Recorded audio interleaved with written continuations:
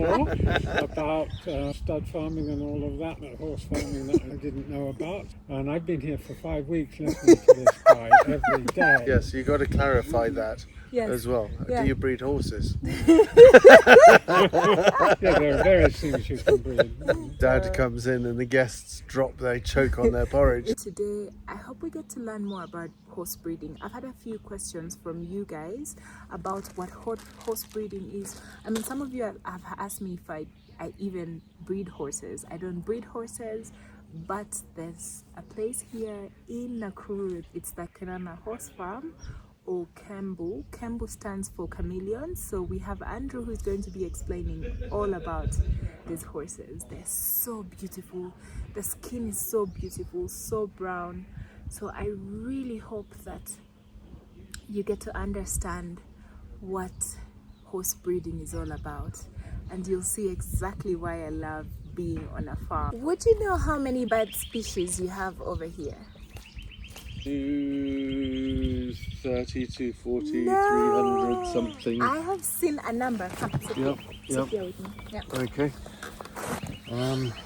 Yeah. Wow, This video. is- Hello. Yes, hi. I was just telling these guys how beautiful this place has been. We'll talk about this later. But our stay here has been so peaceful. It's been rejuvenating. I mean, just all the beautiful trees, the horses, the people are very welcoming. The people are very kind. And I keep telling Mark, listen, Kenyans are great at customer service.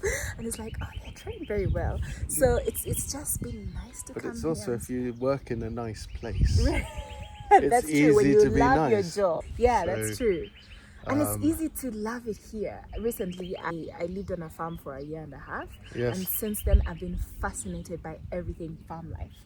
So when I come to places like this that have structure and just peace and things are moving on well, I think, wow, people should know about this life. Thank you. So this is Andrew. He's got quite a history to his name.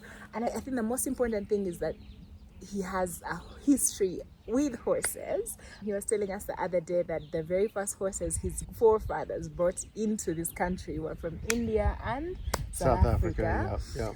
And now they have such a beautiful yard that has a lot of horses. So you have to tell us about that, Andrea. And where are we today?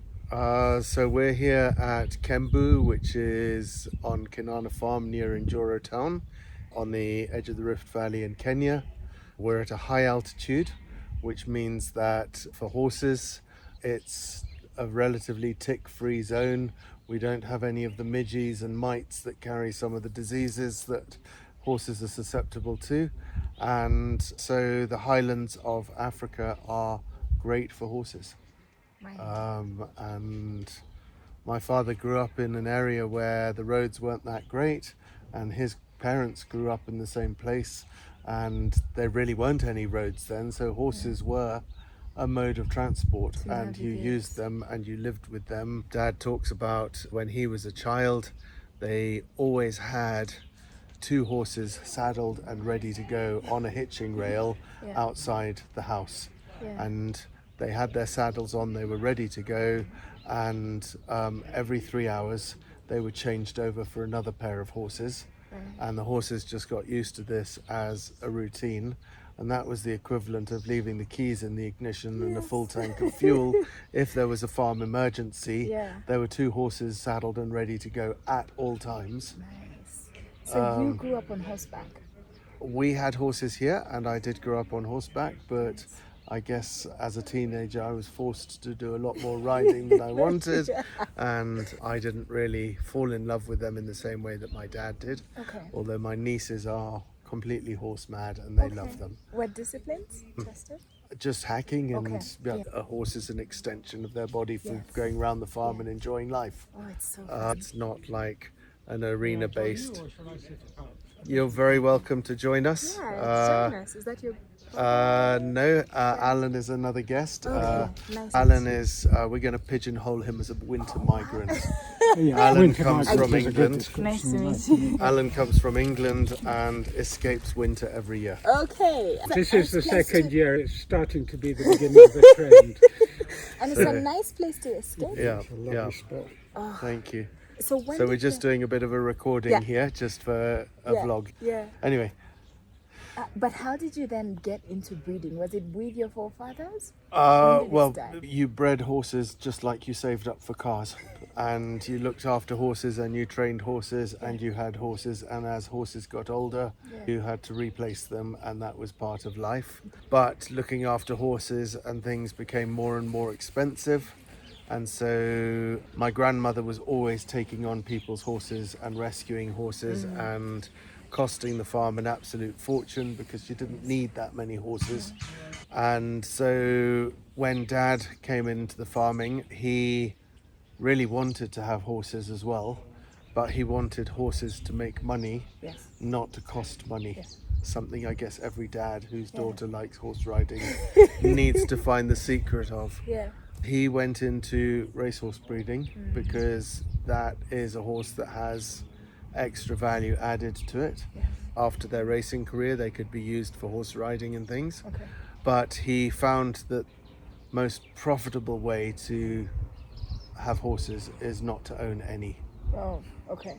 And he offers a livery service. Yeah.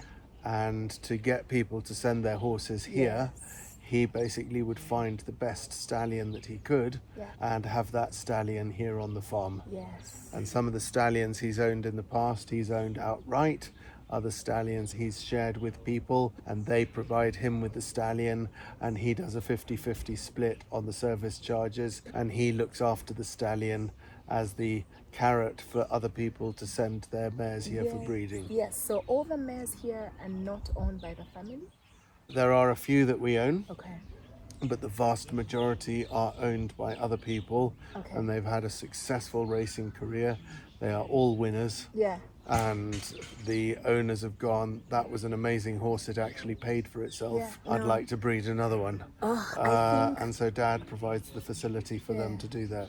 being down there, seeing the horses, they're all in top shape. They have beautiful skin. Even if they're out in the fields, they look We're just a well nice climate. groomed, We are a perfect climate. well fed. Yeah. They look really nice, and I just felt so honored to be amongst them. Yeah. And I saw the stallion yesterday, and I thought, wow! I watched this Netflix series of a Dutch guy who gives out sperm to like different Okay. countries. All right. But that's okay in the animal world, isn't it? So that's fine, but in So the how race many- in how the many racing babies industry, or horses does this stallion have, for example? about 14 a year, 14 or 15 a year. And yeah, he likes his job. In the racehorse industry, artificial insemination is not allowed, Okay. because otherwise you would just have clones coming out Yes. of the top Of the same, genetics, yeah. whereas the racing industry is a gambling industry, and you've got to shake the dice in a cup and throw them out and see what happens. Yes. And so they don't allow artificial insemination. When And so they each had of the the- foals when they're born has Yeah. a DNA test as well, Right. to make sure it is the child of that stallion Yeah. and that mare. I mean, yesterday all these mares were paraded in front of the stallion. Yes. And they do that every time. Tell us about that activity. What you're doing is you're finding out which of the mares might be coming into season and Yes. who's interested in him. And he just has to stand there looking regal. And he was on And proper he heat. will try and mate somebody, he will try and melt somebody's heart. Yeah. And she'll go, ooh.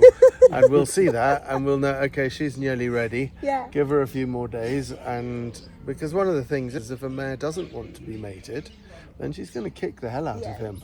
Yeah. And that's very nice for a valuable stallion where you've only got one of them. Yeah. So yeah, it's a process and it's a daily routine, and it works. It's nice. Yeah. It's so lovely to see the kind of structure that farms like these have. I can imagine it's also a lot of work that we don't see yeah. get put into. So the other thing is that the foals are all born out in the field. Nobody comes into a stable unless they've got an injury or something. Yeah. They learn the rough and tumble Yes. of life. They play with each other, they bully each other, they run around and have fun games, they chase each other. When feeding time comes, as they wean off their mother's milk, we put food into the food troughs. The foals have a feeding area that's separate to their mums, so their mums don't push them out the way and stuff. And when they're weaned and they go into their own fields, again, they have food brought out every day. Every day we put a few tidbits, carrots or whatever chopped up and put in with the feed. And whoever gets to the food trough first gets all the good stuff off Survival the for top. the So it's like, fittest. and it means that the foals growing up here from a very early age understand winning and understand competitiveness, and they're not frightened of elbowing each other out the way to get the carrot first. It means that when they go to the race course and things, they already understand that getting somewhere first means a little reward. It means that if another horse tries to bully them, they can just literally do this and get past it. They find a horse that's been brought up in a stable and groomed and loved and mollycoddled and spoiled. When another horse pushes it, it goes, ooh, and loses the race.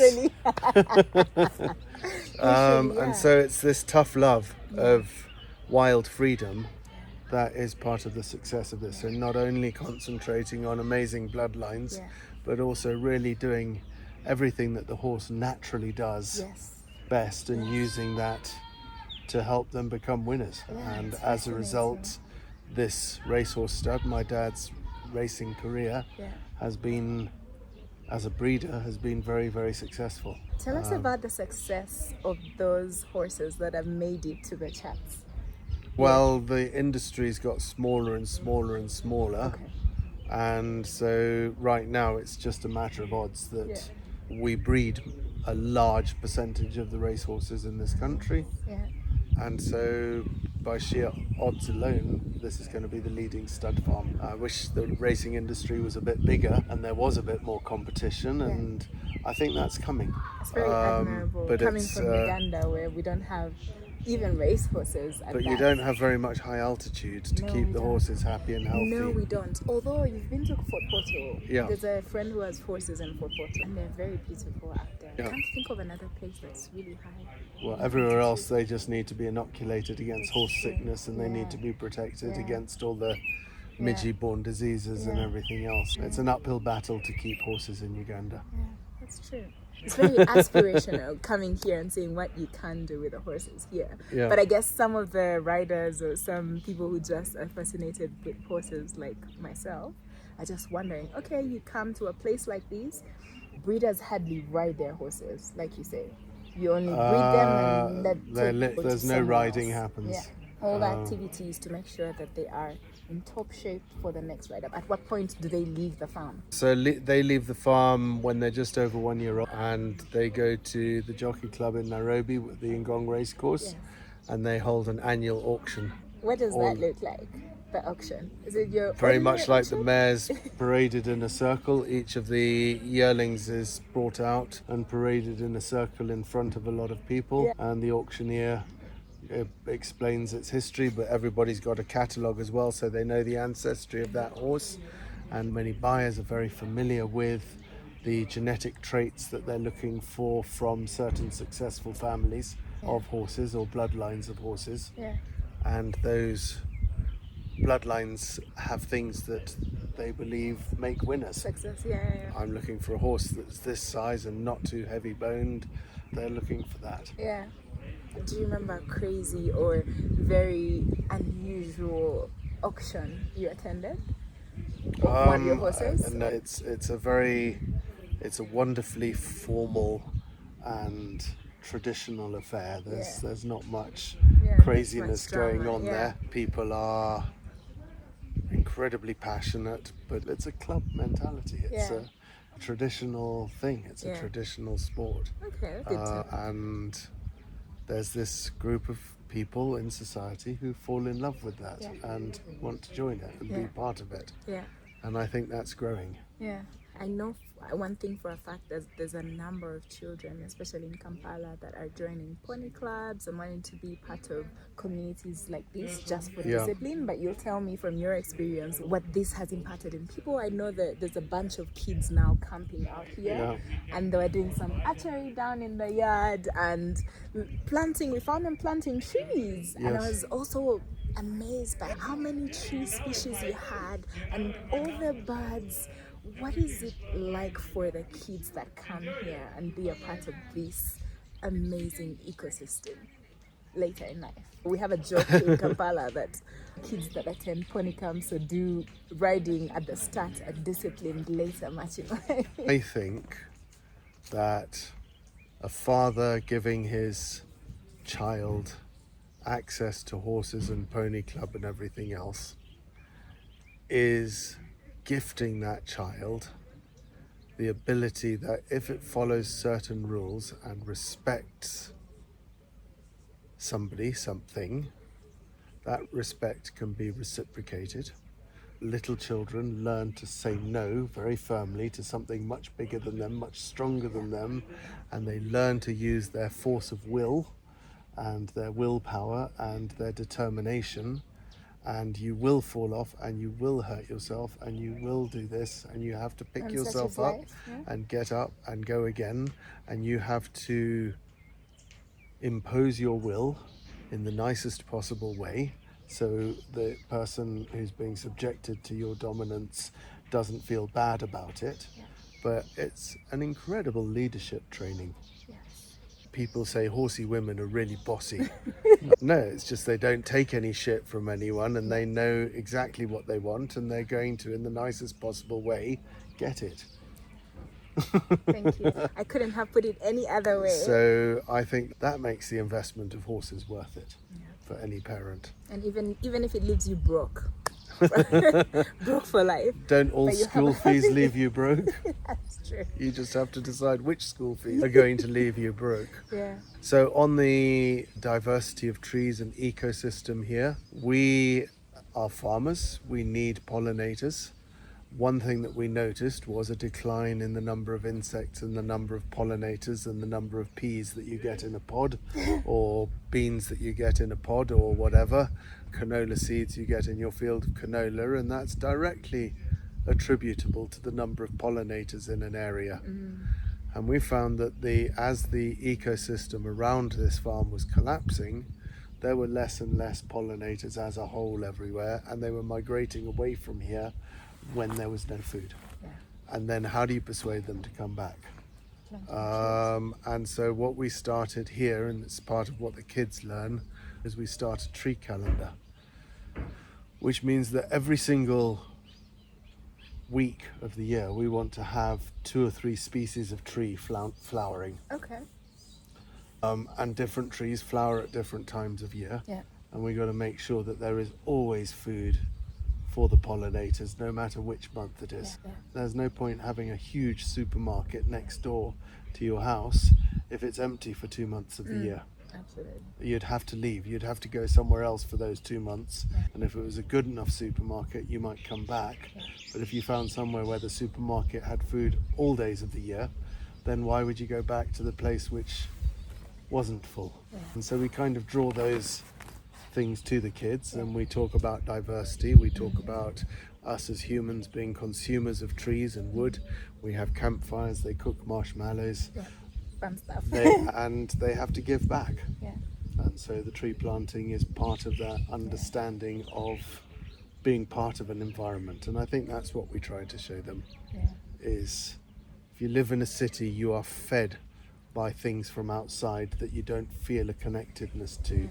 When you come out here, you are really connected to where you are. Yeah. And we try to open their eyes to seeing that. Yeah. It's lovely. When I was walking down the bushes, there's a lot of dung all over the place, and I thought, wow. So Mark is a potato farmer, Yes. and we're always looking for fertile soils, and I was just thinking, if potatoes were planted here, they would be so delicious because the soil is so fertile from all the cow dung as Yeah. well. So it's like an ecosystem. But if you go into any monoculture, you have to give space for that land to recover. You've got to do stuff in rotation. And it's great to have a potato patch, but then it needs to be something else for a whole load of time before it can be a potato patch again. And the problem is that we as humans are getting so many of us that there's not many spaces that we can afford to leave alone because we're so hungry. That's true. Finding that balance is the key to sustainability. Yeah. I keep thinking there's not so many farmers, at least in Uganda, that we travel to, that rotate their planting. So they'll have the same potatoes on the same land, and when we go to visit them, they complain about disease, prawn, and then you think, I think one of the problems that we have in this modern world is there's a lot of pressure on having money, school fees, health, etc. Yeah. And there are expectations to be of a certain standard. The whole social media thing is constantly wearing away at your sense of satisfaction. It's very hard to be satisfied if you look at the internet, because there's always something beyond what you already have. Yeah. And there are also all these people out there offering you financial solutions to tide you through. Yeah. And as soon as you find yourself in debt, you are now paying for people to sit behind desks and give you more money, and you will have to work 10 times harder to make their goals, their dreams real rather than yours. And we talk about modern slavery. Modern slavery is dressed up as indebted servitude. Banks lending people money that they can't afford to pay back is exactly that. It is indebted servitude. And the capitalist culture lives on slavery. It's just been cleverly disguised as something else. And I think that's something that we also try to impart to the children is, what do you want in life? Hang on to that. Don't let somebody else tell you that's not what you want. You could have been a motivational speaker. No, because the guy with the Lamborghini always wins. The guy with the horses will always win the race. The guy with somebody else's horses. So to close, how would you describe this heaven? I think it's a piece of heaven in Nakuru. From the 2 days we've been here, it's been quite amazing. It's been quite breathtaking. But for anybody else who doesn't know this place, how would you describe it to them? I think I'm going to use the word that all marketeers hate, and I'm going to say we have unbelievable quantities of the word nice. It's just nice. There is nothing huge, there is nothing over the top, there is nothing loud, there is no high sales. It's just nice. You can sit back and enjoy how nice it is. Yeah, it's very green. It's very green. Sometimes it's very dry and brown. Sometimes it changes through the year. We don't irrigate it. We just work within the natural cycle. Yeah. What we create is a really nice space. And I think people who live in a world full of salesmanship never really get to slow down enough to realize that actually nice is just that. It's quite nice. It's quite nice to sit down. It's quite nice to relax. It's quite nice just to be somewhere green. And I think that's what you've experienced here. It is nothing that special. It's just an escape from all the fast stuff. I'm so glad. I feel honored. And I'm going to go with all this energy back with me. Thank you for your time, Andrew. Thanks for coming and finding us. All right. Glad. Great. Now we have a bit of history to this place forever with us. Yeah. How do you think this conversation went? I enjoyed listening to it. I've learned more about stud farming and all of that horse farming that I didn't know about. And I've been here for 5 weeks listening to this guy every day. You're a very professional interviewer. Oh, thank you. I Is think I that just what you do for a listen. living? I find that it gets a bit cold sometimes. It gets cold especially at in the night. morning, and that for me, no. No, this is what we call a fresh climate. Yes. So you Cold is negative. okay. Yeah, it has Fresh negative connotations connotations. to it. You're going to go home and you're going to turn the air conditioning on in your car, aren't you? That's a good way to look at it. Say hello to Kampala for me. Have you I been? was there 20 years ago. Oh my goodness.